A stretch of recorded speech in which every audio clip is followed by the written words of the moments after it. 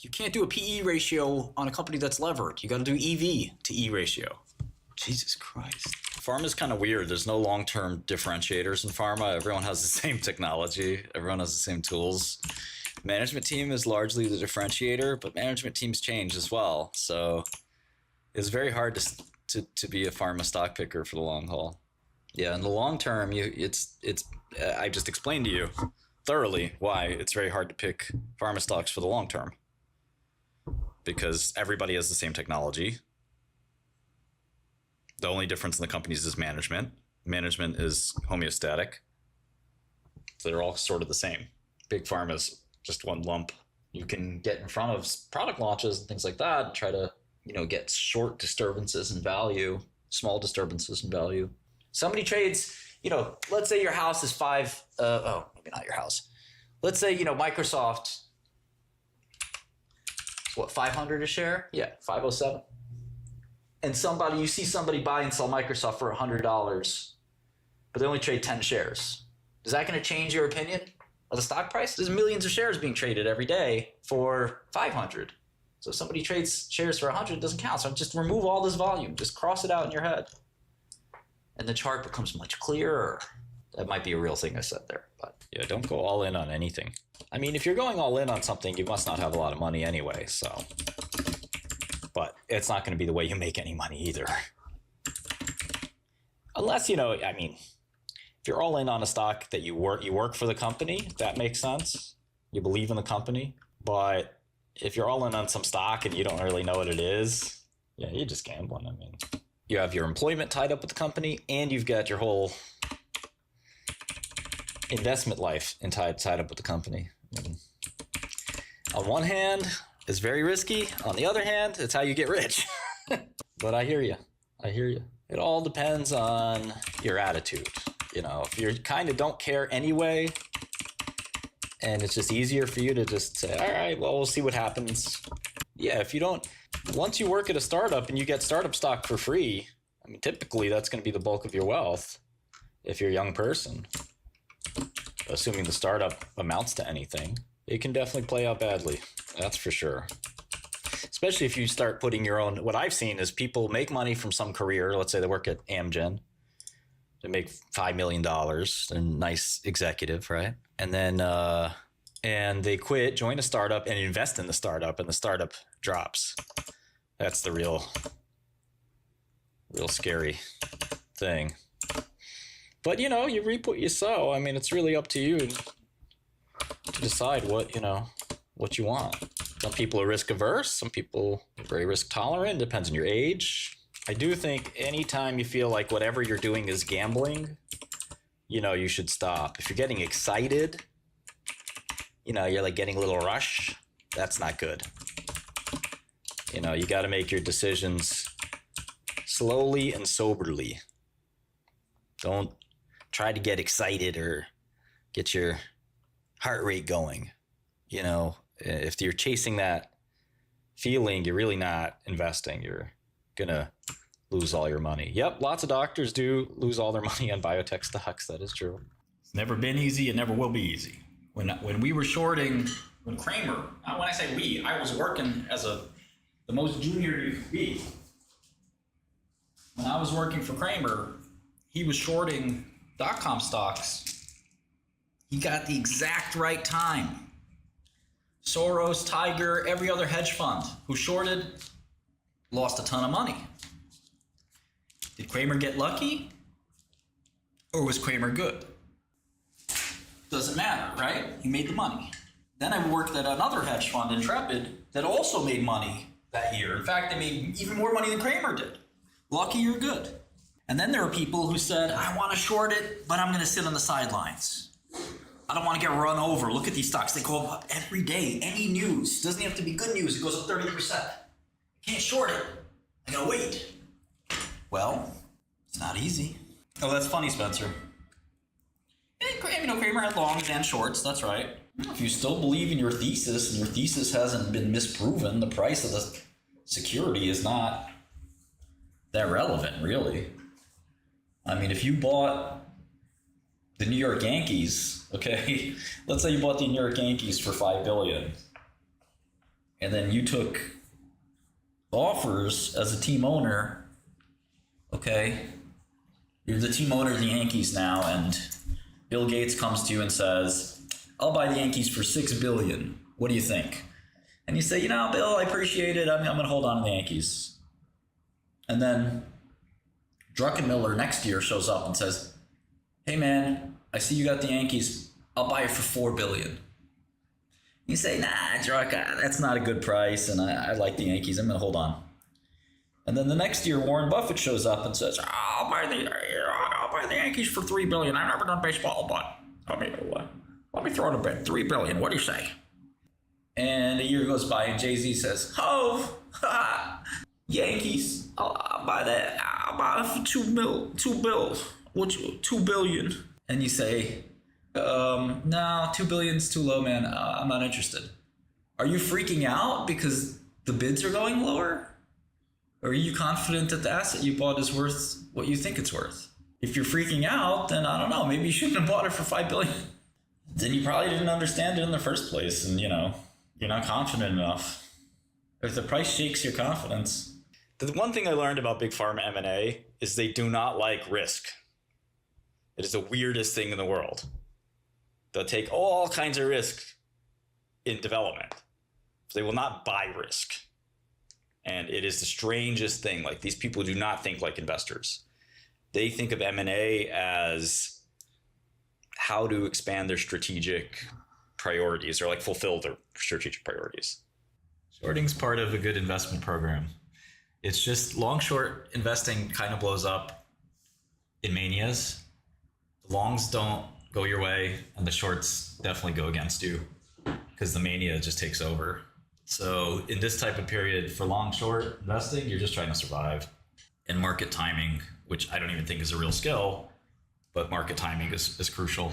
Well, Noah, Sarepta has real value. They have $2 billion in revenue. Usually in pharma, that's worth like 3 times sales, bare minimum. So the stock looks like it could triple. So I like it. The reason this opportunity exists is because the company's under siege. It's had hit after hit after hit to its credibility, its portfolio, but the fact remains that it's still very valuable. So I like stocks that, it's would value a lot of value investors do. Mean reversion investing. I buy the pain and I sell the euphoria. Usually the pain doesn't stop the second I buy it. It keeps being painful. And usually when I short the euphoria, it doesn't end the second I short it because I say so. The party keeps continuing. But as Buffett mentioned, it's Cinderella. Everybody knows at midnight, they're going back to pumpkins and mice. Cinderella is still a poor, brokey girl with bad stock picks. You didn't become a hedgie. You didn't become a tiger cub. Sorry, Cinderella. Get back to reception. But sometimes Cinderella gets to play with the big boys. That, like I said earlier, in the dot-com bubble, everyone thought they were smarter than Buffett. And I think if you believe that you can time when the tides and emotions will change, well, good luck. It's over time, it seems like it's been very difficult for any one person to be a market timer. But I do think you can learn the art of investing. And so, yeah, a lot of hedge funds sort of gave up shorting when there was when stocks seemed like they would only go up. And of course, the second they quit shorting, the stocks fall apart. So it's rough. It's not meant to be easy. In quote unquote normal markets, the opportunities are more normal. In wild markets, the opportunities are amazing, but you feel crazy chasing them. In a wild bear market, I don't know if you guys remember 2008, 2009. No, we were working on an IV service function, coming soon Swift. In 08, in 09, companies would beat earnings and go down 10%. You could buy Pfizer at 7 times earnings. And people were scratching their heads. How could this be? And firms would just sell Pfizer anyway, even at 7 times earnings. No risk to earnings, no big risks. Guaranteed 7 times earnings. That's a 16% yield. crazy, 15%, and still would go down every day. You could have bought any stock you wanted in 08 and 09 for nothing. But you had to wait. If it was easy, everybody would be rich. So you just have to either, make a trade-off. There's a lot of trade-offs you can make. Let me see if I can, this might help. This might help me a little bit. Let's see here. So I think, basically there's always this, for profits, there's always a trade-off. And what's the trade-off that you're making? So Buffett, his favorite saying is, the stock market is a machine that takes the impatient money and transfers it to patient money. And I think that's a funny way to look at the stock market. But if you think that through, it's one way to think about it. And remember, when we talked about market making, this is sort of the point, is that the market maker is willing to, put a bid and an ask and be patient. And his definition of patience isn't much. It's, I'm going to hold this for 3 hours. I'm willing to hold this merchandise you just sold me for 3 hours, but you want it sold in three seconds. So the market maker says, okay, I'll buy it at, I don't know, $17.90.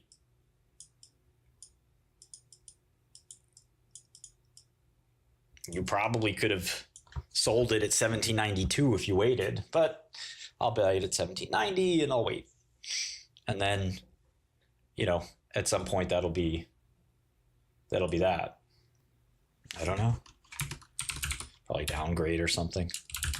I like Sarepta, but I was talking in my Discord yesterday, like, you don't have to overthink too many stocks. Like, I'll give you an example. So this is a really good speech, I think. So this is your attribution, okay? Attribution, what does that mean? Well, I'll give you mine for a second, okay? This account, I made 40% on Immune, okay? 40, literally 40%. As you can see from the title, I'm still down a little bit, but let's see how much real time I'm at. 15% at the moment. It moves very rapidly. So I'm down 15%. Immune is obviously, great. It was up 40%. But my biggest loser is D-Wave, which has cost me 40%. And then, I have Sarepta, which has cost me like 8%.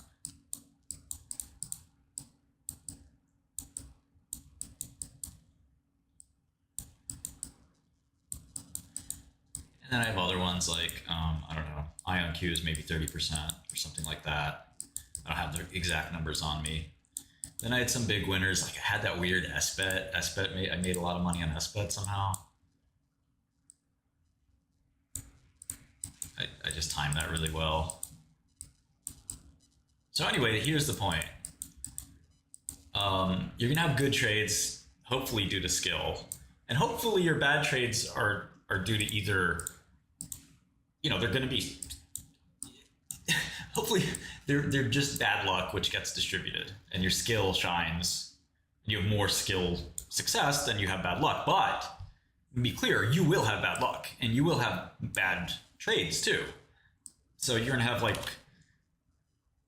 a combination of your alpha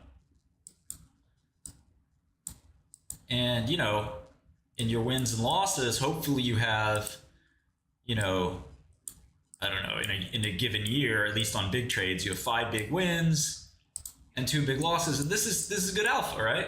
And then you have sort of, I don't know what we can do for luck, but we'll call it lambda. And lambda, you're going to have luck as well.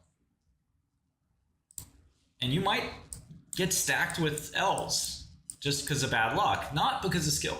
Now, differentiating the two is not easy.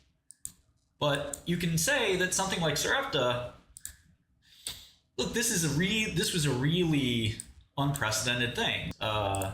You could have argued you saw it coming all along, but it's a pretty nutty situation. And if the worst thing that happens is you lose 5% of your account or 10% of your account on Sarepta, there's worse things. That's fine. And it doesn't really matter whether you put it in the bad luck column or the bad alpha column. It's an L either way, but your luck is going to be evenly distributed over time. Generally speaking, this should equal this. You don't know when, though. Good luck will come sometimes, bad luck will come sometimes, but you have to be able to survive, the bad luck, and you have to be able to survive the bad decisions. Either way, you're gonna have to survive either one of them, and that means you have to have some good trades. But the point I'm making is that, how much of your account are you willing to lose in something? If you're willing to lose 100% of your account in a trade, you better be certain. And at some point, you might say, I'm pulling the plug. I've lost 20% of my money in Sarepta or whatever it is. I'm out. That's perfectly fine. And it's a lot easier to make back. Let's say you lost 20% of your account in Sarepta. Well, you don't have to make it all back. And let's say you want to still be long it. Well, let's say you have a 10% position and it doubles. Well, you'll still have lost 10% of your account, but that's a lot better than 20. And you can make money in other stocks, like have another big binary coming up, which will hopefully be profitable. But again, it can go in the bad luck column. So there's no real reason to sort of understand or expect like any given, day, what's going to happen in the market. You can't control that necessarily, but you can control the decisions you make and,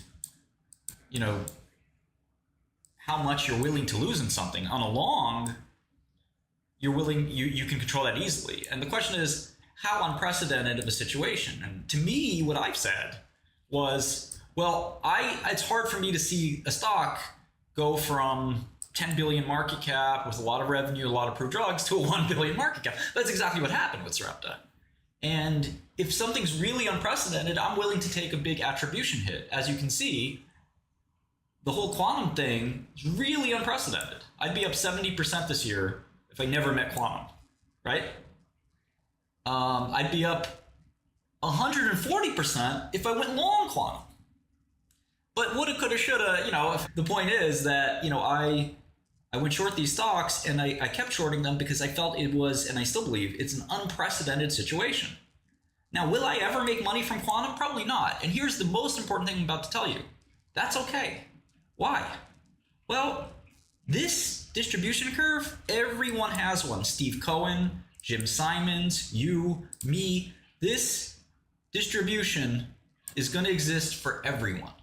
You will have losers. Every single person on this planet who trades will have losers. The question is, what do you do about it?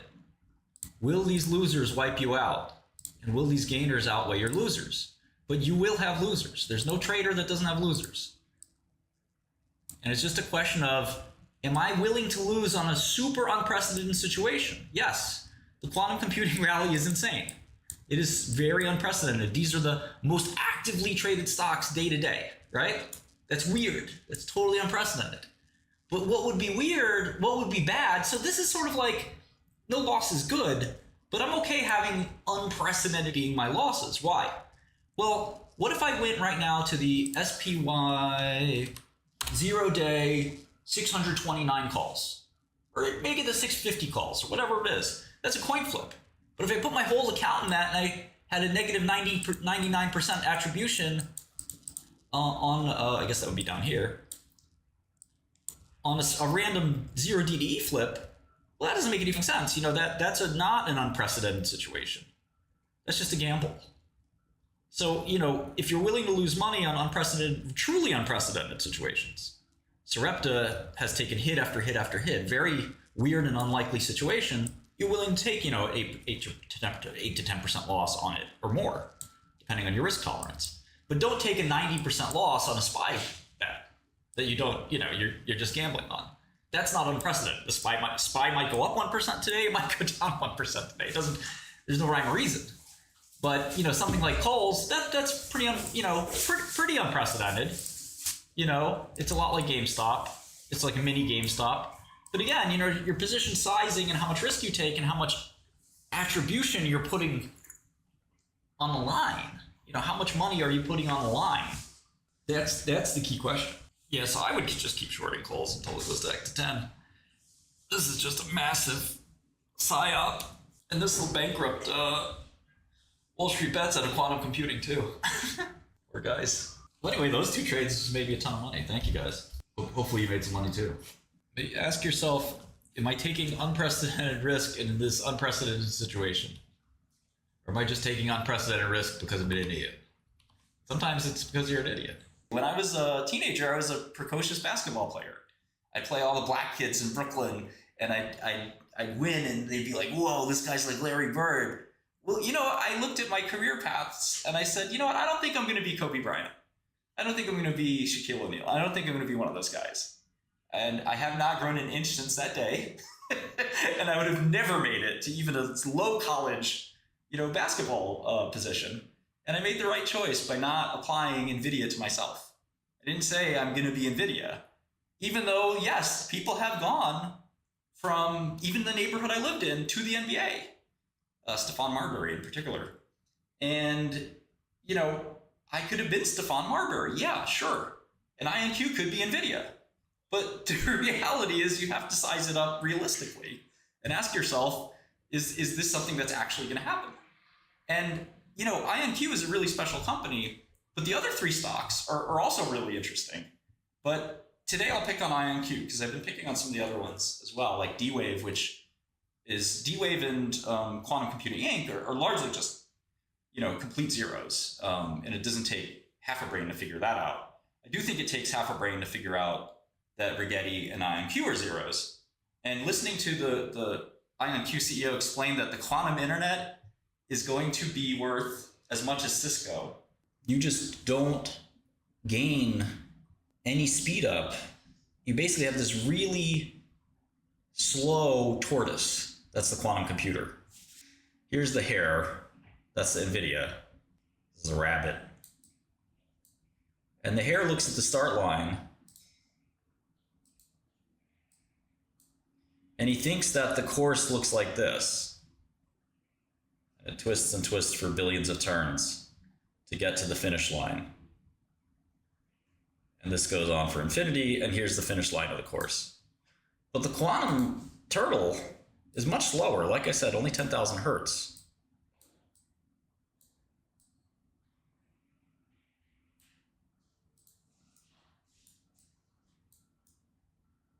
But the quantum turtle can see the much shorter path because he has quantum powers.